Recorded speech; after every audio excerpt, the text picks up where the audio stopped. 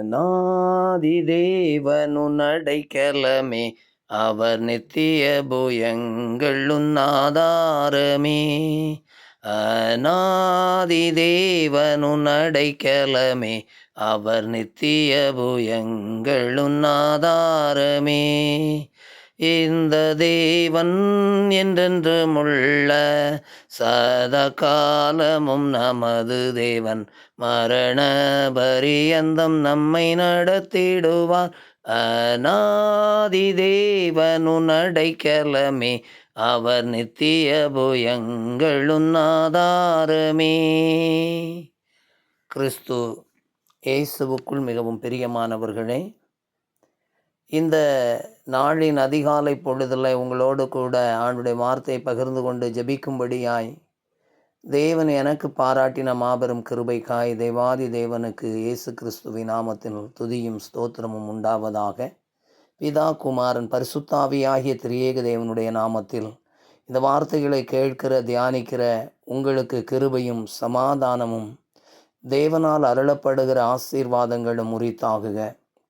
கிறிஸ்துவுக்குள் மிகவும் பிரியமானவர்களே, நாம் தொடர்ச்சியாய் எழும்பி பிரகாசி உன் ஒளி வந்தது, கர்த்தருடைய மகிமை உன்மேல் உதித்தது என்று சொல்கிற வார்த்தையின்படியும் தொடர்ந்து இஸ்ரவேல் ஜனங்களை பார்த்த ஆண்டவர் சொன்னார், அவர்கள் நடுவிலிருந்து எழும்புங்கள், புறப்படுங்கள் என்று சொன்னீர். அந்த வார்த்தையின்படி இஸ்ரவேலர் எகிப்திலிருந்து புறப்பட்டு கானானை நோக்கி பயணித்த போது பயணத்தில் அவர்களுக்கு உண்டான ஒவ்வொரு விதமான நெருக்கங்களையும் நிந்தைகளையும் அவமானங்களையும் தடைகளையும் நாம் தியானித்து வருகிறோம்.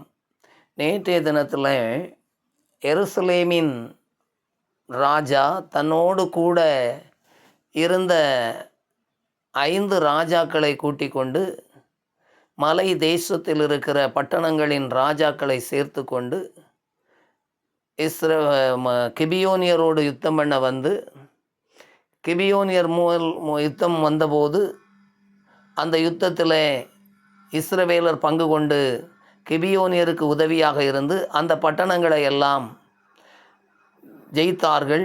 அந்த 5 ராஜாக்களையும் பிடித்து வெட்டி போட்டார்கள். அவர்கள் பட்டணங்களை தீக்கொளுத்தினார்கள். இந்த செய்தியை கேள்விப்பட்ட ஆத்சோரின் ராஜா தன்னோடு கூட தன்னை சுற்றி இருந்த எல்லா ராஜ்யங்களுக்கும், ஏனென்றால் ஆத்சோர் ஒரு வியாபார பட்டணம், ஆகவே அதை சுற்றி இருக்கிற எல்லா பட்டணத்திற்கும் அதுதான் ராஜதானி பட்டணம். ஆகவே எல்லா குட்டி ராஜாக்களுக்கும் அவன் செய்தி அனுப்பி எல்லா ராஜாக்களும் ஒன்று திரண்டு இஸ்ரவேலரோடு யுத்தம் பண்ண வருகிறார்கள். ஒரு காரியத்தை நாம் தொடர்ந்து பார்க்க முடிகிறது.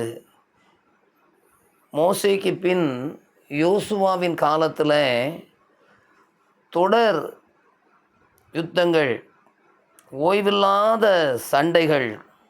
ஆனாலும் கர்த்தர் யோசுவாவோடு இருந்து ஜனங்களோடு இருந்து யுத்தத்தை ஜெயமாய் நடத்துகிறதை நாம் பார்க்க முடிகிறது. ஆத்சோரின் ராஜா அநேக ராஜாக்களை கூட்டிக் கொண்டு இஸ்ரவேலோடு ஒரு பெரிய குளத்தண்டையில் இஸ்ரவேலை அழிக்கும்படிக்கு தீர்மானித்து வந்தார்கள். அங்கே வேதம் சொல்லுகிறது, ஒரு குறிப்பிட்ட நேரத்தில் யோசுவாவும் அவனோடு இருந்தவர்களும் அவர்களை பாய்ந்து என்று எழுதப்பட்டிருக்கிறது. அவர்கள் மேலே விழுந்து அவர்களை வெட்டி போட்டார்கள்.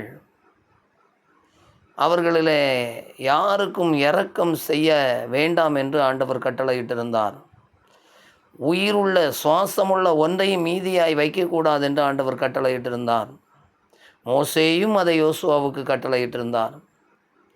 அத்தனை பட்டணங்களையும் அவர்கள் யுத்தம் பண்ணி ஜெயிக்கிறார்கள். எனக்கு அன்பான தேவனுடைய பிள்ளைகளை, நம்முடைய யுத்தம் பிசாசின் ராஜ்யங்கள் அழிக்கப்பட வேண்டும். அவனுடைய ராஜ்யத்தின் எல்லைக்குள் இருக்கிற எல்லாவற்றையும் நாம் கிறிஸ்துவுக்காக சுதந்தரிக்க வேண்டும். ஆகவே தான் கானானுடைய பயணத்தில் யோசுவாவின் நாட்களில் தொடர ஆரம்பித்த யுத்தம், அவர்கள் எரிகோவை, அப்புறம் அதை தொடர்ந்து இருக்கிற ஆயியை, அதை தொடர்ந்து இருக்கிற எருசலேமை, அதை தொடர்ந்து இருக்கிற கில்காலை, அதை தொடர்ந்து இருக்கிற கிபியோனை, அதை தொடர்ந்து இருக்கிற எல்லா பட்டணங்களையும் அவர்கள் யுத்தம் பண்ணி ஜெயித்து கொண்டே வருகிறார்கள். ஒரு காலத்தில் அடிமையாக இருந்தவர்கள் இப்பொழுது யுத்தத்தில் ஜெய வீரர்களாக மாறிக்கொண்டிருக்கிறார்கள். காரணம், தேவன் அவர்களோடு கூட இருக்கிறார். எல்லா பட்டணங்களையும் தீக்கொளுத்தினார்கள். ஆனால் வேதம் சொல்கிறது, சில அரணிப்பான பட்டணங்களை அவர்கள் தங்களுக்காக வைத்து கொண்டார்கள். ஆனாலும் கர்த்தர் அவர்களுக்கு யுத்தமில்லாத நாட்களை காணும் வரைக்கும் அவர்களுக்கு துணை செய்தார். அவருடைய யுத்தங்கள் எல்லாம் நடத்தினார். யோசுவாவின் புஸ்தகம் 11வது அதிகாரத்து வரைக்கும் நம்ம பார்க்கும்போது பயங்கரமான யுத்தங்கள், பெரிய அளவில் யுத்தங்கள். ஆனால் கர்த்தர் அவர்களோடு இருந்து ஜெயத்தை கொடுத்தார். எனக்கு அன்பான தேவனுடைய பிள்ளைகளே, இந்த கால வேளையில் உங்களுடைய யுத்த சூழ்நிலை, உங்களுடைய வேதனையான சூழ்நிலை, கண்ணீரான சூழ்நிலை, புலம்பலான சூழ்நிலை, அது யுத்த களமாக இருக்கலாம். பயப்படாதிருங்கள்.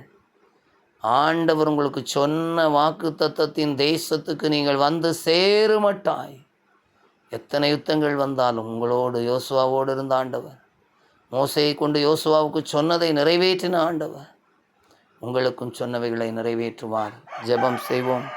நேசிக்கிற பரிசுத்தமுள்ள பரலோக பிதாவே, நறுமையான கால வேளையிலும் கூட உடைய பிள்ளைகளை உடைய கரத்தில் நாங்கள் ஒப்பு கொடுக்கிறோம் அப்பா.